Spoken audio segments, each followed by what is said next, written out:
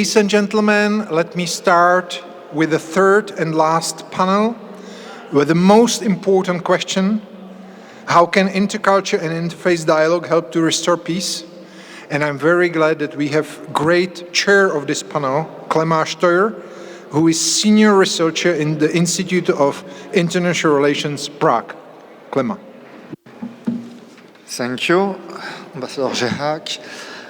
So, thank you all for coming. We will discuss this afternoon the last panel about peace and how interfaith dialogue can help to restore and maintain peace. So we have 4 distinguished speakers. So from the left to the right, we have Mohammed Mossad, Sheikh Mahfoudh, Miss Hana Bendcowsky, and Mr. Martin Rötting. So I will start by asking each of you, starting from the left, to introduce yourself actually. So quickly, introduce yourself and how are you involved with these issues of interfaith dialogue and peace, in order to give some context also to the audience before I go with actual questions. So please, Mr. Mossad, you can start.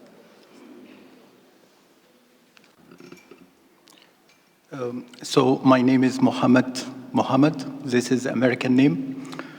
My real name is Mohammed Mossad Abdelaziz Mohammed, and I always give extra credit to my students who can pronounce my name.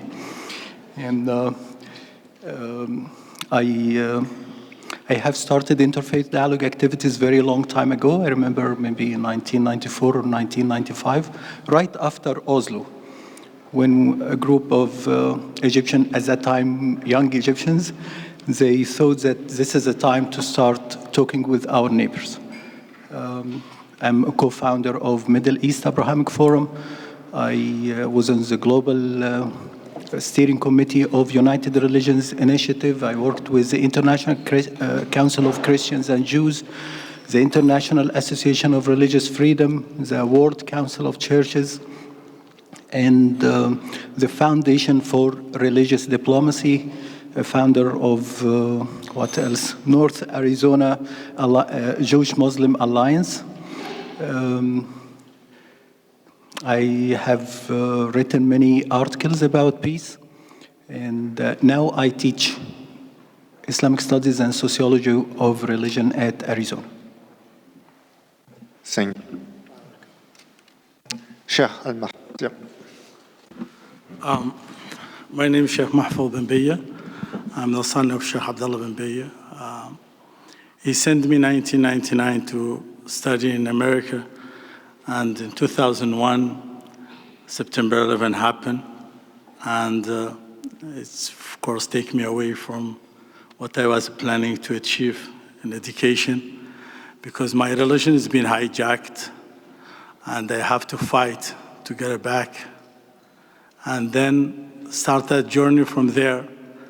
Of course, I've been prepared well. After 1 year or 2 years in America, I married an Irish woman, American. Her grandma Jane, my God, put mercy in her soul. I was taking her to church because she was 90 years old.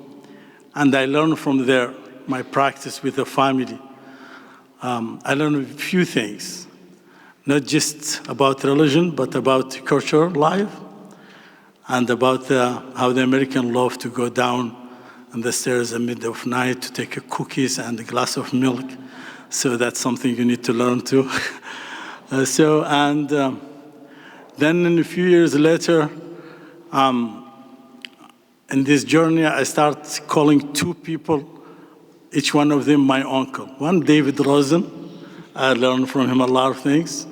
And one is Dr. William Vendley from the United States, one Catholic and one Jewish. So the friend of my father. That journey takes us to have a few big battles against extremism. One of them is Mardin Conference. In the Mardin Conference, they base their philosophy, Al-Qaeda, ISIS, all of them, in one particular fatwa of Ibn Taymiyyah. the famous Muslim scholar. They interpreted that they have right to declare war against the world. And we find out that fatwa has misprinted. So they base the whole philosophy of violence and this misprint. It's dealing, they read it in Arabic, killing. Yuqatil, yu'amal. So because in the old manuscript, they write it kill, but it's deal. So we find the old manuscript in Damascus library, and we did a conference in Turkish.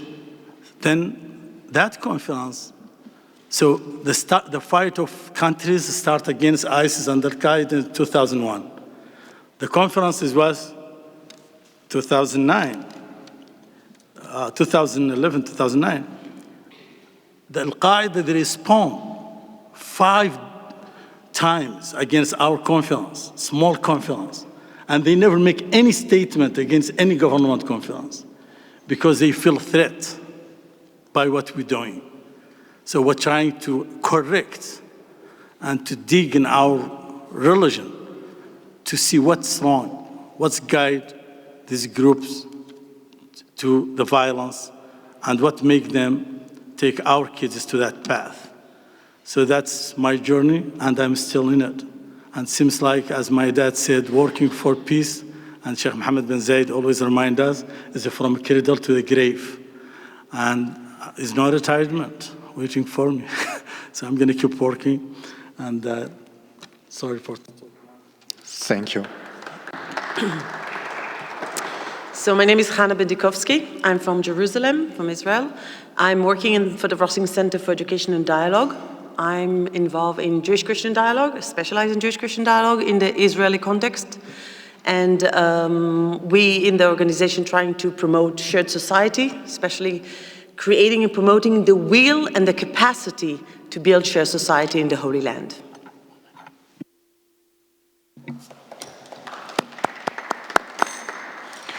My name is Martin Rötting. I'm working at the University in Salzburg as a professor of religious studies. And one of my areas is interfaith dialogue, researching the process, but also training people.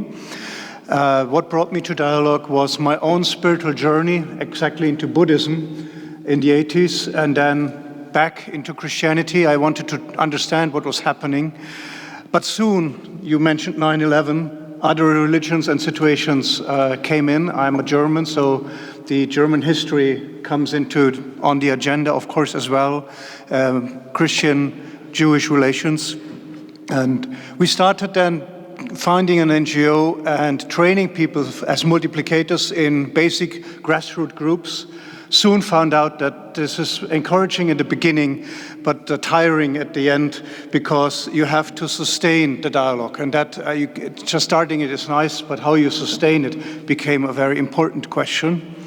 So we understood that we have to create space. So we created a space for learning, interreligious learning. That's the College of Interreligious Studies in Munich. Basically, we rent half a monastery to put students in there, which live together, and then they have internships together and reflect academically on what they experience. So all that processes are the basement of my own research, understanding or trying to learn from our own mistakes, but also our chances of interreligious learning.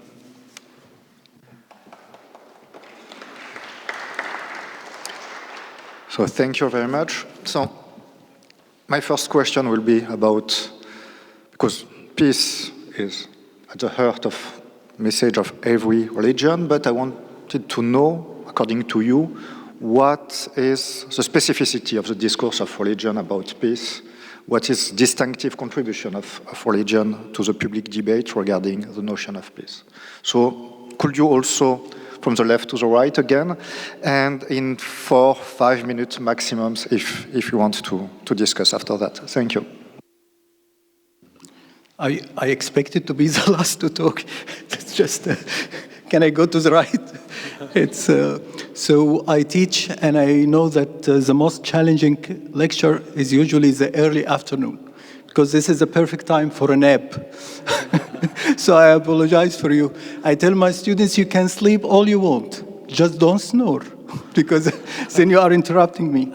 And I want to start by thanking His Excellency, Ambassador Robert Sheikh. I have known him for a long time, long before he became His Excellency Ambassador Sheikh. And it was so long, Robert. I remember when we both had full hair. So it happened. So, well, the first response to a question about religion and peace may be very unexpected for me, and it's fear. I will be cautious, because on the one hand, you want to have a secular society where religion does not intervene in peace, and on the other hand, then you go back to religious people and ask them to talk about something that's very political. And I remember when France prohibited and banned the veil, and then the Prime Minister of France visited Egypt and came back to say, you are allowed not to put on the veil, because I asked the Grand Sheikh of Al-Azhar, and he said, yes, they can remove the veil. So to establish a secularization in France, he needed fatwa from Sheikh Al-Azhar, and that's just a contradiction. So we have to be a little bit cautious here. The other thing is also to realize the limitations of religion. It's not, there is no magic religious pattern, so, oh, you are religious, let's push this, and the person is immediately peaceful. That's not going to happen. And all conflicts, not most conflicts, all conflicts have many factors to agitate it and start it, and religion is only one factor. And sometimes it doesn't exist at all. So when we approach this, we have also to be humble, that there is only one thing, one angle, maybe we try to handle it, but the work of peace is a work that will be conducted by other economists, politicians, other people, not us. We don't have the final solution. One other thing I will also say very cautiously is that don't expect that you will open scripture and you find pages and pages about peace. You will find pages about war, you will find pages about justice, you will find pages about struggling. So the assumptions, the innocent assumptions that, oh, just go back to religion, it must be talking about peace, that's a simplistic way to see it. And this scripture is very convoluted, very deep, has historical interpretations behind it, historical experience, and it's not impossible. But just repeating statements about peace, that might not be the best solution. And I always wonder if we will one time have the courage to meet and let's talk about war in religions and what religious concepts in your text, stimulates war. And let's look into them and analyze them and understand them. And then maybe we can move forward a little bit. Thank you. Thank you. So, Sheikh. I think when it's come to, first I want to thank you guys for always putting me in difficult situation between the academy, and I'm not academy that much. But thank you, Ambassador, for always trying to keep giving hope and working hard to make this happen, and give us a chance again to visit Prague, a lovely city. When it's come to dialogue and religion, I will suggest always to have the first lecture in every dialogue is about etiquette of disagreement. So we need to learn how to have etiquette of disagreement. So it's very important, if you disagree with me or you agree with me, to know when I answer this call and this invitation, I have a good attention to be part of something. So, and when I come to be part of something, you agree with me or you disagree with me, you should always get excuse for me. Maybe I don't know enough, maybe I need more time. That's first as a group. I'm sure everyone sitting here is going to leave this conference as a messenger for this movement. This movement, they're from good people. They have good attention. And they're not having enough time just to spend it in it. They don't have sources to spend it in it, but they're doing their best. They're trying really their best to make this continue and to make this hope. And there are prisoners of hope, as me, as I always said, I'm a prisoner of hope. So I think to teach ethics of disagreement, it's very important.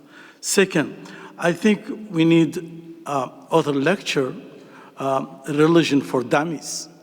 So sometimes we know what we don't like about other religion, but we don't know what is good in the other religion. In Africa, tribes, there is a lot of tribes, I know them in the Sahel, when they, in their traditional, they're not in the same religion, they don't speak the same language, like Fulan, Bambari, others. So, but when they meet, they have one agreement. If you said something bad about my culture, you should yourself feel shame. So, and when you feel shame, we're not gonna tell you that you did something wrong, but we're gonna remind you about your good quality. So usually the one who do one mistake, he never repeat it again, because you told him that. So don't please bring me as a Muslim and tell me, oh, you treat this, you treat that. No, said to me, look, you have beautiful civilization. You protect your minority for 1,300 years. You still have that minority there, some of them still exist.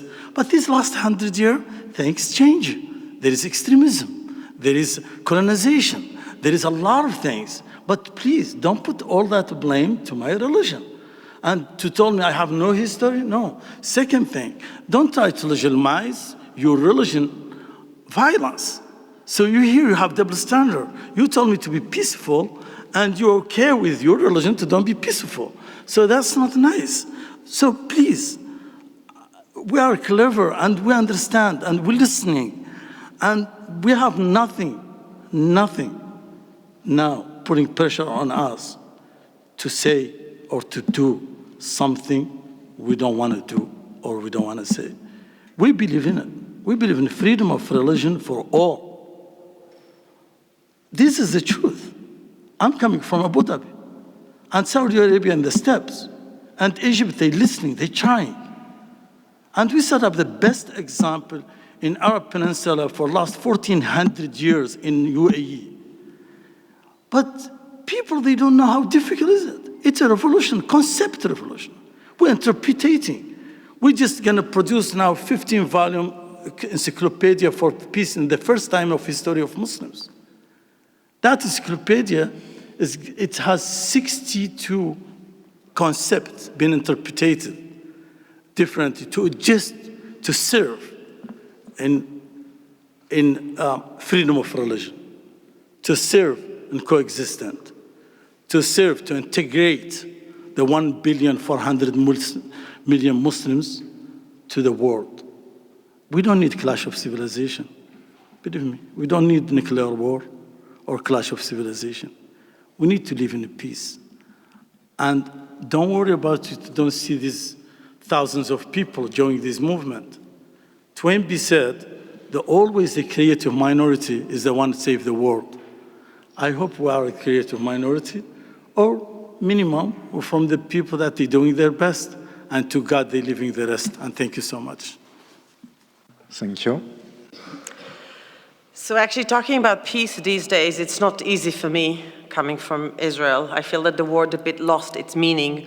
It's hard to talk about peace when there's so much suffering and pain and death for Israelis and Palestinians, where we're in very ongoing war. And I don't want to bring quotes from the Jewish tradition in time when a lot of religious people abuse the language of the scriptures in order to justify war, and it drives them to cause suffering for others. I don't want to quote, I would agree with Mahfoudh, I don't want to quote from the Bible, from rabbinical text, to say that Judaism is all about peace, because that would go against my integrity. So I'm looking for something within Judaism that would give me hope for peace. And that's the concept of repairing the world, tikkun olam. It's not a biblical, actually, it's a rabbinical concept. It appears in the Mishnah, in the rabbinical text. And it talks, actually in different contexts, they talk about certain things that you do, not because it's the law, not because these are the rules, but just to make the world a better place, to make it appropriate. So, you have the law, and then you have the things that you do in order to repair the world. That's how you maintain the society. But in the 1950s and to the 70s, among liberal Jews in the US mainly, they started to interpret this concept in a different way. And it arrived in Israel, like everything, it takes time to get to Israel, to the more modern Orthodox Judaism in Israel only the last couple of years. So we also use this concept of repairing the world. And what does it mean in the new modern interpretation? This idea is that we're obliged to repair the world in a sense of justice, of fraternity, of charity. It's an individual's responsibility, but the responsibility of the community to make this place a better world, to make it more just, more fair, and more equal. And repairing the world, it doesn't mean that everyone has to be like me. It doesn't mean that people are broken and I have to repair them. It's something about us as human that need to be repaired. And this is each and everyone's responsibility to repair it. And we have to fight for justice and for equality and to help the weak and the people in need and to give charity and to have compassion, human compassion, and developed compassion for other people. And as I said, fraternity, human fraternity. And in these days, that's at home, that's what helps me to continue, to deal with the sometimes lack of possibility to influence, the feeling of powerless in the time when you are in the middle of a war. So when I'm working and feeling that I'm part of the tikkun olam, of this repairing the world, and I'm building relationship with others and creating awareness, I'm actually helping to repair the society, and by that we may be doing another step toward peace.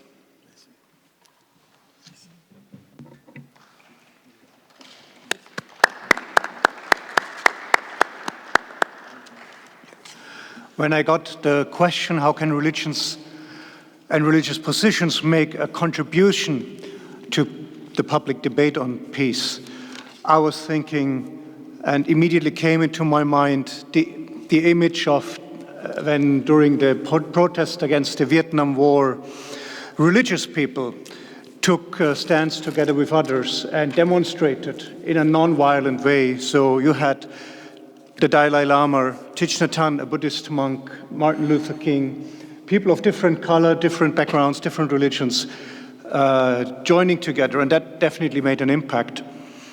Another image came into my mind in 1986 in the Philippines. There was a rosary revolution. Nuns, but also faithful Catholics, prayed the rosary, and by that way they could stop military tanks moving into town.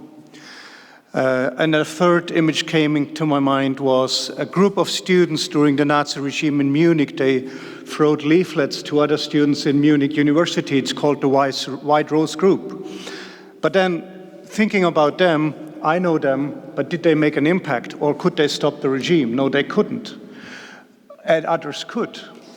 But looking deeper and in research, when we investigate in how does this peace process people get their courage in order to stand up and do what they do, and how can they be successful, it's very necessary that we look into their biographies and into their own process of becoming what we could call a prophet of peace, put that in the marks. So when we look at individuals, then we find out that mostly everybody, we start with what we call a primary map of meaning. This is what we are born into. That's the cultural, sociocultural setting. And we cannot choose it and we cannot change it. We have to kind of deal with that. But very many people during their time of growing up, they encounter problems, and very often it is the problem of war, the problem of violence, depending on the region where they are. And they look for an alternative offer. And sometimes they do find it in their own religion, but very, very often they do find this inspirational point in another religion expressed. Even though it is in their own, they can see it better, grasp it better in another religion. So these alternative maps of meaning, they do make a big contribution because they are identity shaping to our lives, and they make us what we are when we are adults. And then those people who are what we can call prophet of peace, they would navigate what you can call a salient map of meaning. That is combining your alternative with the fact of you growing up. And that is in fact already a result of interreligious dialogue. You cannot harmonize your own upbringing with the alternatives of it. That might be enemies in a certain time in history, if you have not checked this by yourself and with your biography. And of course, the religions do not come as a block. We hear this at many times. It's always diverse. So you cannot start learning dialogue by understanding the Islam or the Christianity or the Judaism. You always have to pick a linking point of contact. And here I think is the wisdom of dialogue approach. What kind of points of contacts do we pick? What is appropriate in a certain situation? Is it a minute of silence? Is it sharing a light? Is it inviting to a meal? Is it a conference? Is it writing a book? We usually do not know until we don't try. But that contribution of providing a poem, for example, Thich Nhat Hanh was very famous for peace poems he did. The right thing to provide will help those prophets of peace to contribute then, because what they've been learning had been growing for years. So both is important. To foster the prophet, that means we have to encourage grassroots levels, but also to give them the environment that they can then speak out. And this is why nations and states come in. Only in a secular state with free speech, prophets of peace will survive what they say. Thank you very much. Thank you, all of you, for also respecting time constraint. So, second question is, because, and some of you mentioned this already, we all feel powerless in time of war. And my question would be, what can we do and what intercultural and interfaith dialogue can do to have an impact on conflict resolution? So how can we try to bring peace to the world by doing this intercultural and interfaith dialogue? So again, we will start from the left, and again for 5 minutes, please. Well, I will talk from my own humble and very limited experience. We used to do two contradictory things. One of them is that in interfaith dialogue meetings, we talk, and this is when we invite scholars who understand what they are doing, we try to look into conflict-creating concepts. For instance, that the land, religiously speaking, has very religious regulations that it must be governed by political authorities that belongs to this religion. That's something that's out there.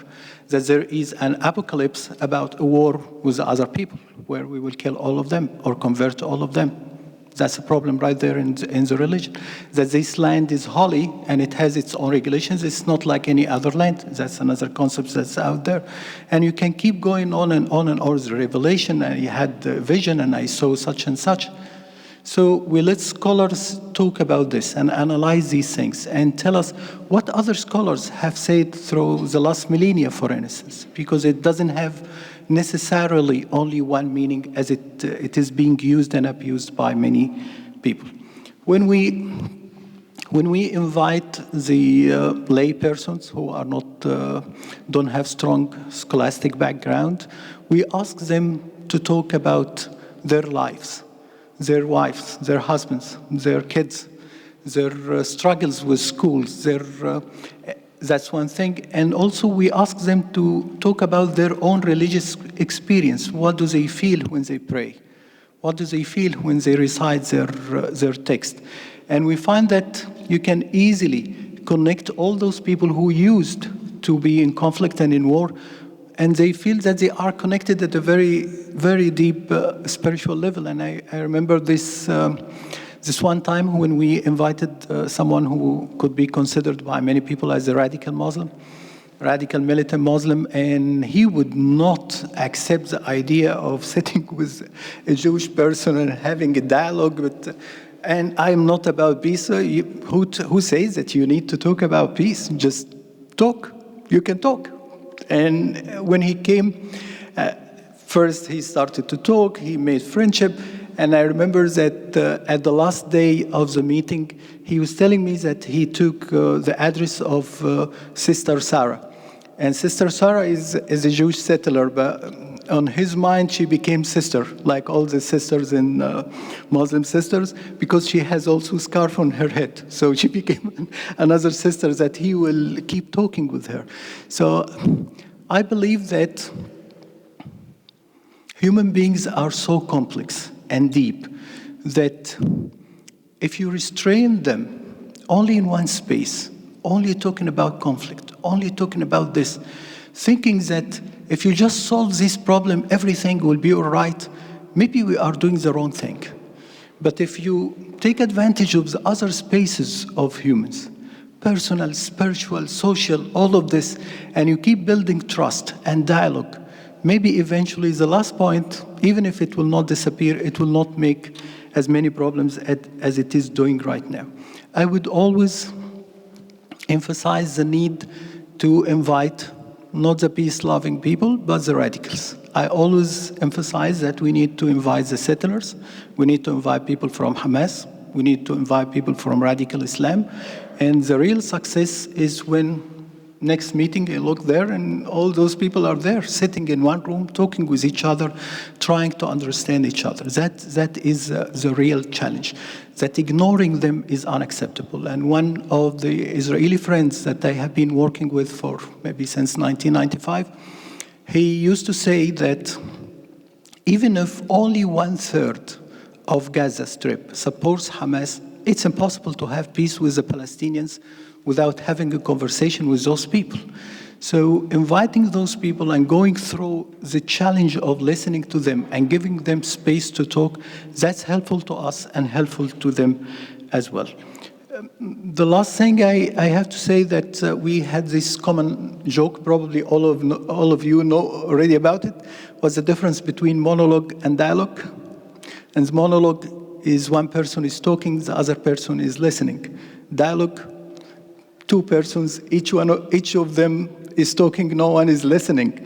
So sometimes we take dialogue very lightly without understanding that it's one of the most difficult transformative experiences when you lay yourself out there, honestly, open, exposed, vulnerable, and willing to let the other person do the same thing and listen with an open heart, not only with minds that taking notes and how can I argue against this and how can I refute this and I will bring more statistics but really lay yourself out there, listen carefully, understand that, maybe he's a bad person, but maybe he's not. Maybe he's just a father who wakes up like all of us in the morning, thinking about work, about buying lunch on his way back, thinking about his kids. And let's really listen to the other story. And when we do this, we are going forward. Thank you. So we can.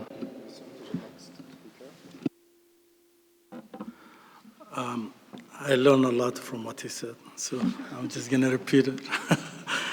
I think first we need to prepare questions that pre any kind of engagement to evaluate the level or the direction of the thinking of the people. And we did big experience in this. In 2006, 2007, we established a conference in North America, it's in Canada. And usually my dad, what he do, he asked everyone before he speak to write a question that he cannot ask for in front of people. So we've been collecting one time 5,000 questions, because it's the audience is 15,000 people. So we take them back with us and we start looking to them, categorizing the questions, and that's the beginning of us to understand what is the problems of the society. Some of them talking about jihad, some of them talking about their neighbors, non-Muslims. So we start learning from this question, where is the focus should be in addressing the problems of the community. So from that, just that questions, we find out we need two things. One, to have a dialogue among us, among Muslim scholars, Muslim specialists. And we gathered them in 2014 in Abu Dhabi forum, and all of them came from Pakistan. The head of scholars Sunni in Pakistan, Taqi Uthmani, came. Others came from everywhere. The Mufti of Oman, others, around 400 people came to the conference. So we asked them to talk about the most urgent things. But we brought some Christians as observers and Jews to attend, but to observe how we're trying to do things. Then from that conference, we came out from next step until we had Alliance of Virtue. Before Alliance of Virtue, prepared by American Caravan for Peace, when it's just dialogue between American groups. We take them from America because you need to take these people out from their comfortable zone.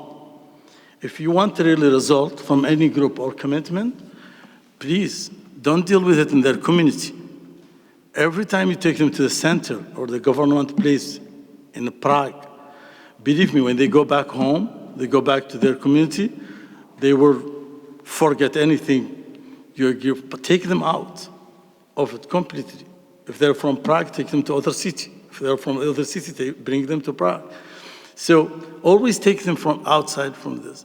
So we've been ending having 10 rabbis, 10 pastors, and 10 imams. And Chris Seppel is here, one of the leaders, lead this initiative. We take them to Abu Dhabi. Then from Abu Dhabi, we added more 10. But we keep the original there because we're going to, say that story to the others. We became 20 imam, 20 rabbi, and 20 pastors, and we take them to Rabat, Morocco. Then we went back to Washington, and we have Washington Declaration. But it will surprise you, when I start connecting these people, leaders of Jewish community, they said, the evangelican, they don't want us to be with them. The evangelican told me we don't want Jews with us. So I find myself, I'm Muslim, I want them to accept me. Now I find them both divided. What is this? This is a true story. I was surprised. But I thought we are the black sheep, but I find everybody has his own thing against the other, even in the United States of America. And we met with Doug Cole, and we start in the picture. That is make everybody convinced to be with us. We went to Doug Cole house with Jonathan Sachs, and that when the power of the picture, when they saw my father sitting between them, that's the power of the picture. So then from that, we start the journey of the American Caravan for Peace. And we resulted the new Alliance of Virtue. Alliance of Virtue, it will reviving Alliance of Virtue happened in Mecca before Islam, and has nothing to do with religion. It has to fight for poor people, weak people, and justice and their rights. And I think we have a lot of examples we can say, but the power of the picture is very important, and to don't wait is very important. Take people out from their zone of comfort is very important too. Thank you so much. Thank you very much. So I would say that I'm involved in interfaith dialogue for almost 27 years. I don't think we bring peace with interfaith dialogue. It's not enough. But it's one of the things, that's what I can do, that's what we can do. But that's not the only solution. But I do want to talk about interfaith dialogue and its contribution to conflict resolution. first of all, the religion is the problem and part of the solution. But you cannot ignore religion. You cannot have conflict resolution without religion, definitely in our region. I allow myself, yes. We're in the same region. Because religion is such an important part of the identity of people. Religious identities are it's part of the national identity. It's not a matter of faith, it's a matter of community, it's a matter of connection. I always laugh that in the Holy Land, you can be a Muslim eating pork on Ramadan with wine, and you're still a Muslim, because, I mean, even religiously, but your identity as a Muslim is very strong, and you can be an atheist Jew who eat porks with cream on Yom Kippur, and you're still Jewish, and the same for Christians. So religious identity is not just about your relationship with God, it's more about your relationship with the community. And being a Christian in the Holy Land, being a Christian in other countries, or being a Muslim in different countries, has different meaning. So it's different identities. So religious identities are part of the national identities. And therefore you cannot have conflict resolution about national issue, or political issue, without talking about religion. Religious values has much more power than secular, non-religious values. I mean, people who dedicated to religious values or religious ideas tend to be more enthusiastic and motivated than people who come with other values. The problem is when political views are using religious language, and then the meaning of that would be that there's no place for compromises. So religious values have a lot of power, and we have to take that into consideration. In a way, interreligious dialogue is less intimidating than political dialogue. When we invite people to participate in interfaith dialogue, we are more likely to have more participants than if we invite them to talk about the Israeli-Palestinian conflict. Somehow people feel they don't have to persuade or convince anyone. It's clear that at the end of the day, we don't have to agree. I have my faith, you have your faith. We come here just to hear about each other. We don't have to get to any agreement or comparison. So we find it attract more people, but at the end, then what's the purpose? If we just talk about our faith and our culture and tradition, how can we solve a conflict like that? And usually when you bring people to talk just about interreligious issues, then you don't solve the big problem of the political issues. So you have to find a way in between. The other issue in interfaith dialogue is the question of who has the authority to be involved in interfaith dialogue. I remember many years that I was participating in dialogue when it was only for religious people to represent the religion. How religious are you that you can represent the Jewish religion or the Muslim religion? In many cases, they want titles, and in some religions, it's hard to get women with titles, so it's become also a gender issue. Only scholars maybe can participate, others, again, cannot represent. On the other hand, if you talk about interfaith dialogue, not as a dialogue between religious people or between religious leaders, but between people who follow a certain religious tradition, that allows more people to participate because they don't have to come with the knowledge, but they come with their experience. And then the advantage is that you can dismantle the fear, you can exchange knowledge, you can know better the other by listening to the other. So in a way, if you, dismantle this traditional way of looking at who has the authority to talk about religion, it could be very useful. The other advantage of interfaith dialogue that can help in conflict resolution is the fact that when we have a discussion about religion, we can talk about common values. And easily we can find common values in the religious tradition of each and every religion.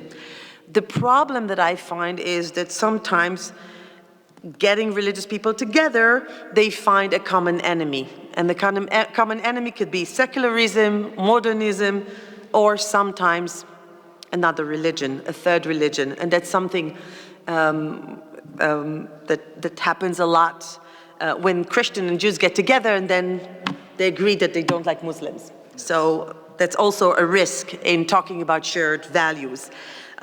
What also happened in interfaith is that there's a use of cliché and lack of honesty. As we said, people tend to quote only the right messages from the text instead of being honest and talking about the verses that talk about war and lack of tolerance. So if you know how to work with a dialogue and you know its limitation, but also its advantages, you can use it as another tool, and again, not the only tool, but another tool to help in conflict resolution, especially in areas where religion takes such an important part of the identity of the people. Thank you very much. So last speaker, please. I can only fully agree with what you pointed out. A colleague of mine, Grit Klinkhammer, she once called interreligious dialogue in religious studies terms a boundary management. That happens when people are invited into dialogue forums, and then you have one Muslim, one Jew, one Christian, and they should represent their entire religion in 10 minutes, which is impossible. Therefore, we need safe space and a long time. And these two things are only manageable in grassroots communities, and they sometimes lack the money to do that. So the solution of many of these grassroots communities, and we have heard that here, that some people know each other for a very long time, is friendship. If you have friendship, it can prolong. You can take up a topic which you had to drop because it's a too hot potato, and you can start and deepen it. And then the boundary control becomes a membrane where you can share your problems and share your critics. But you would not do that in an open space. When you represent your own religion in a public forum, you're very hesitant to share the problems of your own community. That you can do in a friendship shared environment. So for me, the very question in how dialogue can contribute to peace is how to create this third space, as Homi Bhabha would call it, the safe space where people can meet and share due to the respect to each other. So there, religious freedoms and the responsibility of organizations, stakeholders, and nations come in. I think they should provide these spaces, but also they have to work internationally together. We hear that it's very needed sometimes to get out of the problem, to go somewhere else, to have a completely different environment, and in that fresh environment to share. That needs time. Sometimes also art can play a big role. Music, or visiting, or even doing pilgrimages together, spiritual activities can foster the friendships on a deeper level. But then at one day, the honesty has to come in, and it's a big art to bring it in a way where people really can share. Usually, there are different types of dialogue. Some people join interfaith movements because they want to deepen their spirituality and widen their spiritual horizon. Others, they want to integrate their minority community into the majority society where they live in. And the third ones, they want to harmonize their history and reconcile with the past they had in their own, for example, group or community. Now, if you have the same dialogue project, you can put all 3 or 4, 5, 6 types of dialogue together. In research, we found 6 different types of dialogue. If you put them together, they will not necessarily have the same benefit out of it. The people who want a spiritual deepening, they will not very feel comfortable if the dialogue goes merely about integration or political issues, and vice versa. So if we train people to do dialogue projects, we usually let them test the project before they start it and asking them what the types of dialogue people you want to reach, what you exactly want to target when you do. But then there is a second test which we usually ask our students to do before they start their little grassroots project. And it's a very famous one. Peter Lederach, peace and conflict resolution scholar, he constructed the pyramid of peacekeeping with different levels and 2 sides. So you have 6 sectors. And we usually ask people, when you do your project, which people of which sectors will be reached, which can come, who cannot afford it, and who did you even not invite? If you find out that your project only targets 2 of 6 spaces, you cannot think that it will work in a long-lasting run. So by understanding that you need to tackle the entire society, you maybe need more projects and divert your power of grassroots work, which is very complicated, but I think there is no other way to do it. So this kind of forums here are one way, and the other one is grassroots and third spaces, and the third one would be the academia to reflect it. Thank you very much. Thank you again for respecting time constraints. So my last question will be about, all conflicts eventually end, but oftentimes, too often, the peace or conditions of peace are just laying ground for the next conflict. So my last question will be how interfaith dialogue can play a role in post-conflict situation in order to help building a long-lasting and fair peace. And I will ask you to answer in 4 minutes, so to be even shorter if we want to have some room for discussion after that. Thank you.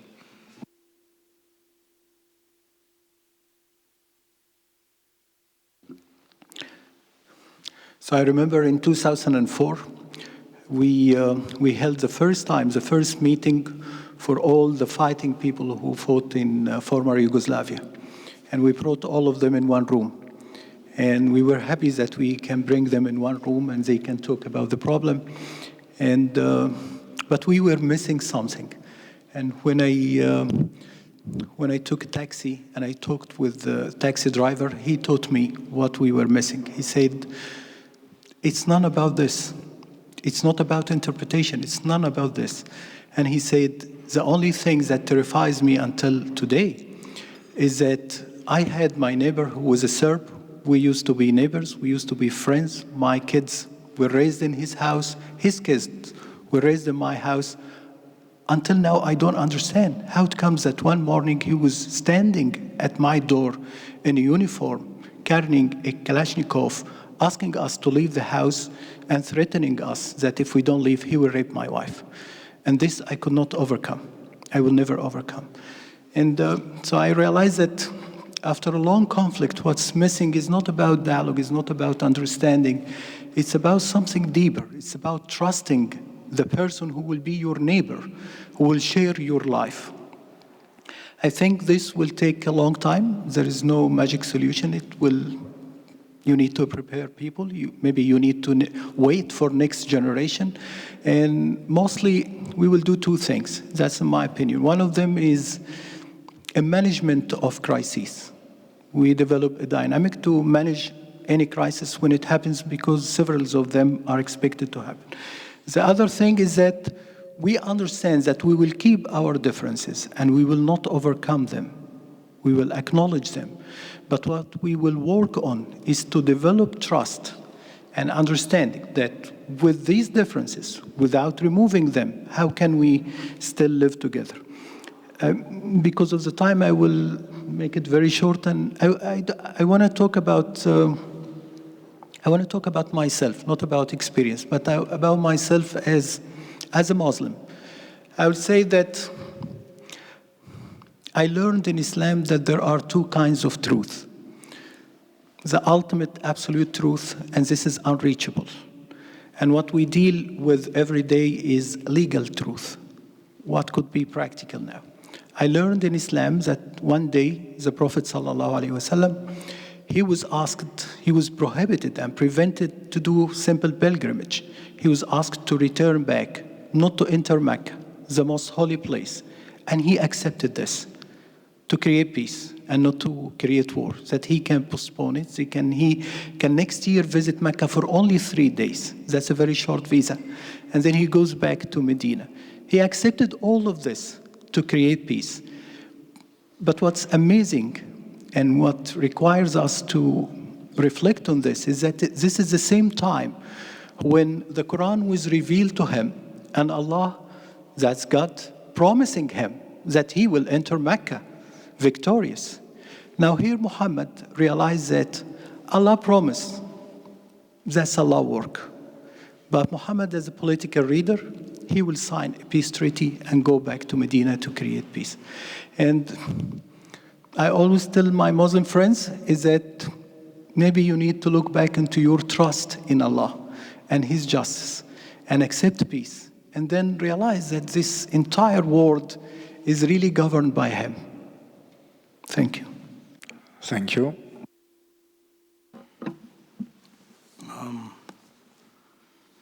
I think it's after every crisis, people need to look at themselves and to try to forget it. You know, there is some people, they need medicine when they're sick. There is some people, they need just to think they don't have any sickness, so they will cure themselves. So I think people need to understand today is today, yesterday is yesterday, and tomorrow is tomorrow. So we have today to use it for better tomorrow. And we need to go forward from any crisis and to keep carrying hope for a better future. In every crisis, we need just to come with a shower of hope. People need to learn how to have a hope for a better life and after every crisis. And one of the things it will help, there is other people, they've been through difficulty. We need to bring some examples from them. I went to Central Africa during their first period of the genocide happening there and the crisis between Muslims and Christians. I went when they're still fighting. And that time they created a platform for a priest and pastor and imam. They call it the platform. And we start supporting that platform. We brought the Prime Minister of Central Africa, Mohamed Gamo, with the leaders of the platform to Abu Dhabi.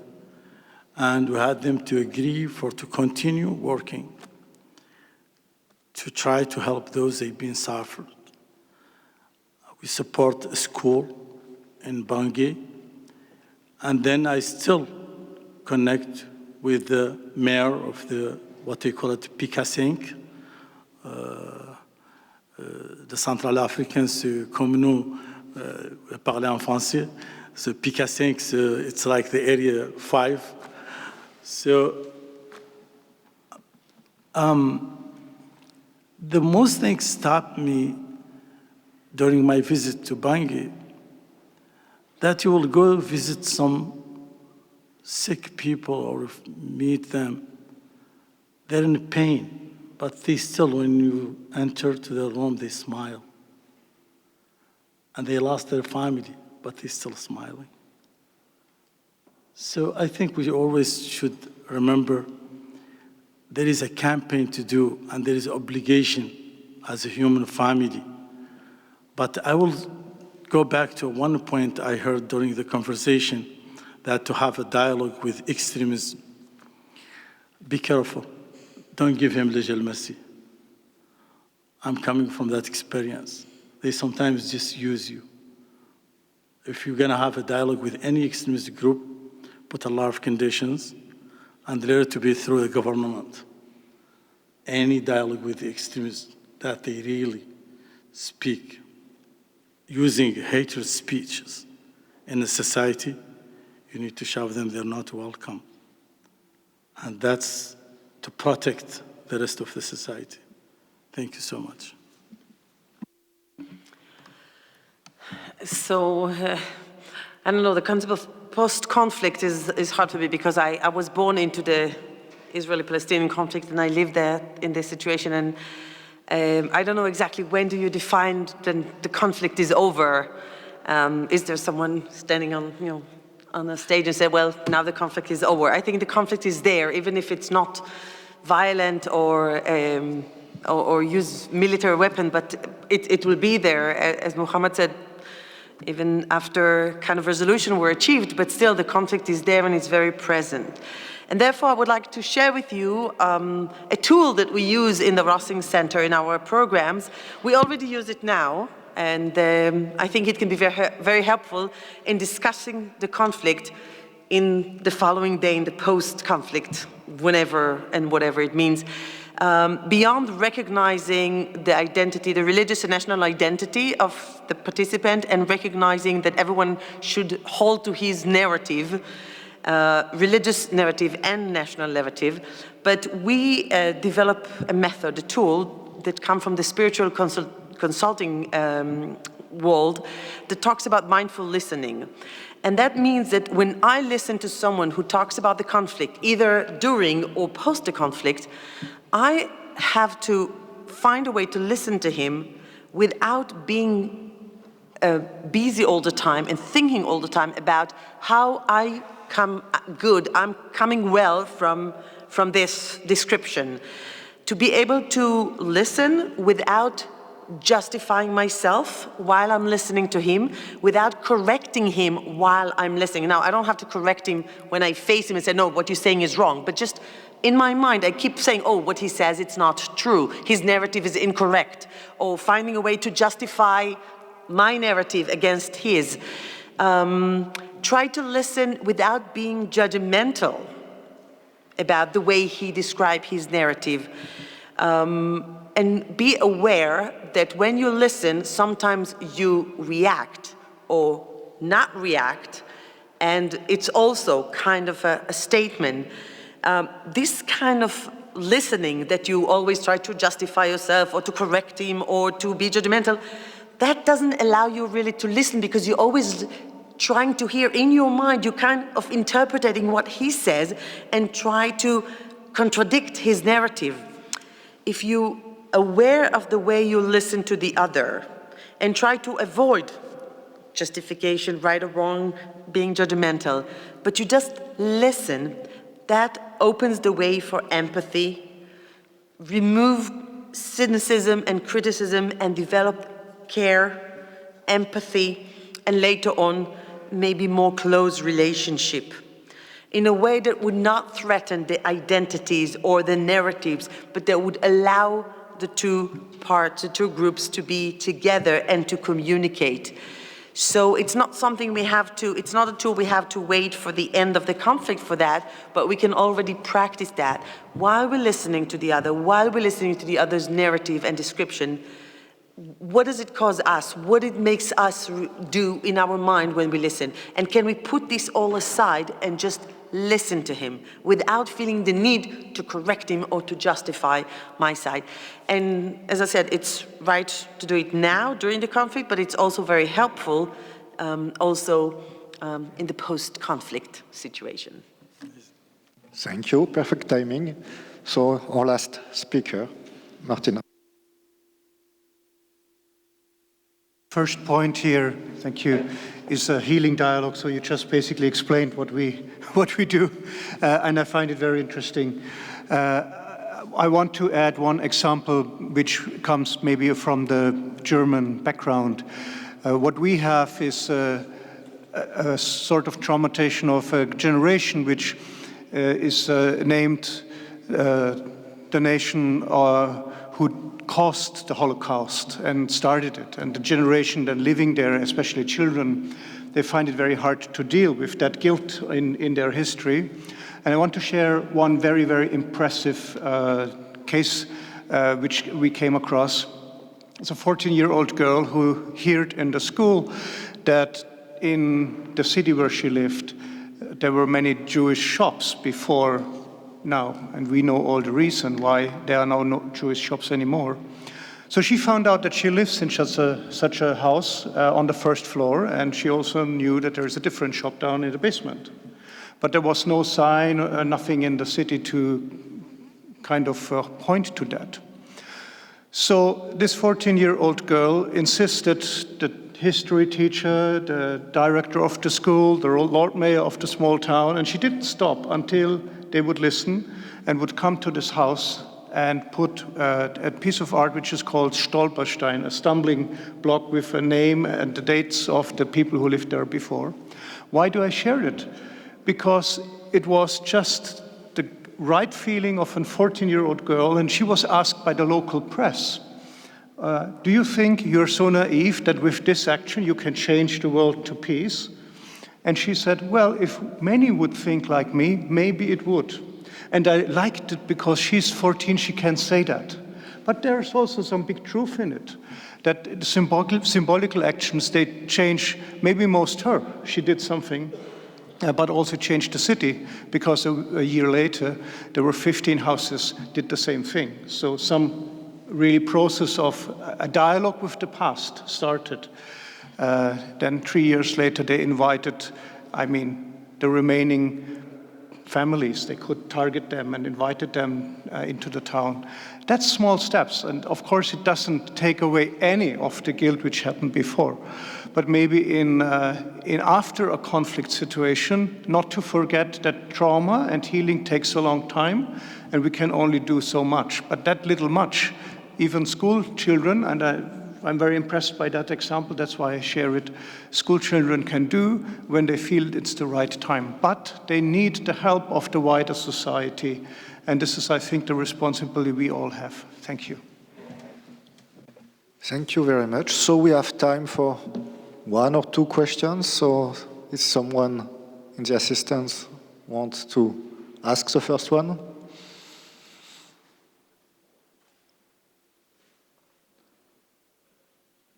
No?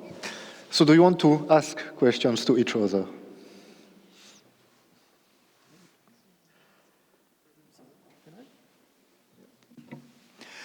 In Munich, we are building a house of religions, and that's why, of course, we are looking to Abu Dhabi and seeing how it goes.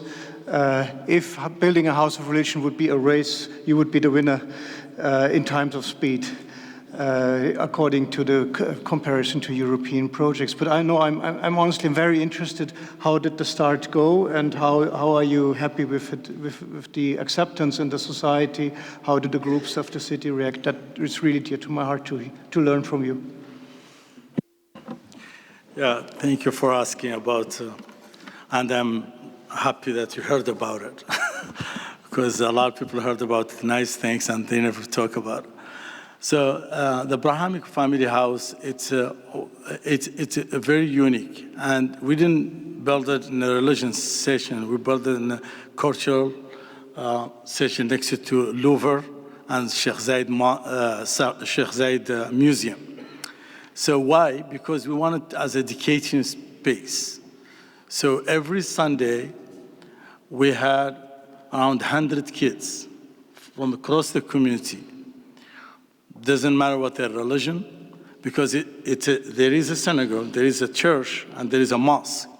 But between them, there is a space, shared space, for everybody to be there. Has a very good coffee and has a lot of people there to attend. Of course, we pay a big price for every step we do. Rejected, and people hate us in Muslim world. We're doing something not unusual, but that's how we know always doing the correct things that the society is not used to it. You need to be able to have a thick skin and to do the right things. And when people blame you for doing the right things, give them the time. They will recognize what you're doing is not wrong. So it might take you a while, but in Germany it will be more easy. So I was with my dad in Lindau with the president of Germany, and we have with him beautiful conversation. And I asked one guy who was working with him, his name Wolfgang. He's a very senior political in Germany. I'm sure after the Second War, he was already in elementary school. How you face when people generally like saying, oh, German, they're Nazis. So like us Muslims, we are extremists. So how you been able to, I'm learning from him. He said, yeah, I was 8 years old. I went to or 10 years old, he went to a camp for a student in Scotland. So he said, at night when he was in a tent with 2 boys from UK, from England, he heard them saying, is this from Nazis or not? So he said he couldn't sleep the whole night.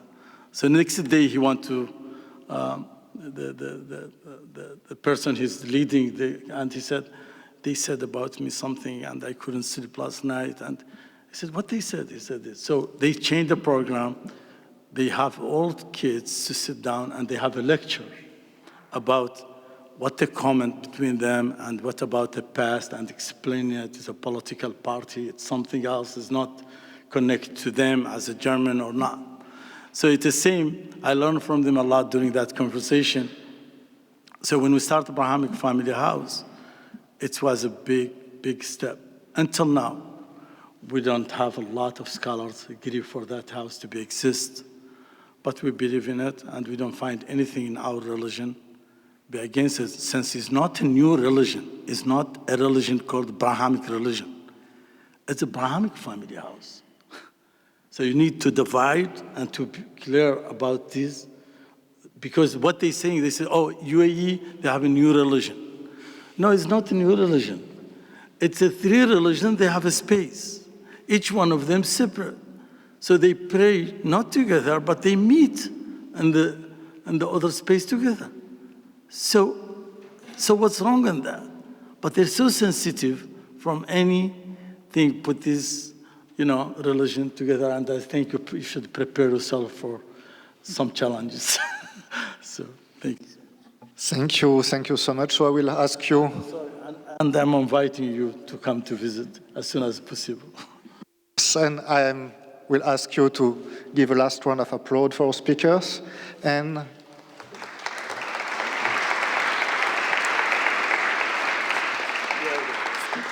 we'll leave the floor to closing remarks. Thank you again.